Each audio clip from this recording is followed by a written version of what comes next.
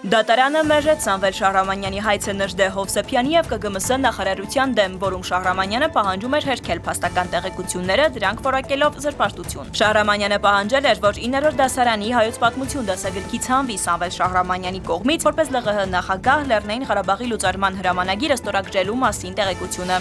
Հայաստան կատարած պաշտոնական այցի շրջանակում Հնդկաստանի զինված ուժերի պաշտպանության շտաբի պետ գեներալ Անիլ Չաուհանին ընդունել է Հայաստանի պաշտպանության նախարարը։ Պապիկյանը բարձր է գնահատել պաշտպանության բնագավառում Հայաստան-Հնդկաստան համագործակցության ներկայիս մակարդակը, կարևորելով փոխգործակցության ծրագրերի կանոնավոր իրականացումը։ Չաուհանը հայտնել է Հնդկաստանի զու պատրաստակամությունը շարունակելու համագործակցության զարգացումը առկա ուղղություններով և նախաձեռնել նոր ուղղություններ։ Կառավարությունը աշխատանքներ է տանում առողջապահության համաշխարհային կազմակերպության հետ Գազայից տասնյակ երեխաների բուժումը Հայաստանի բուժհաստատություններում կազմակերպելու նպատակով ՄԱԿ-յան վտանգության խորհրդում քննարկման այս մասին հայտնել է կազմակերպությունում Հայաստանի մշտական ներկայացուցչի տեղակալը։ Վարչապետը փետրվարի 4-ին Աբու Դաբիում կմասնակցի Շեյխ Զայեդ հիմնադրամի մարդկային եղբայրության համար 2026 մրցանակաբաշխությանը։ Տեղեկությունը Արարատ Նյուզի հետ զրույցում հաստատեց վարչապետի մամուլի խոսնակը։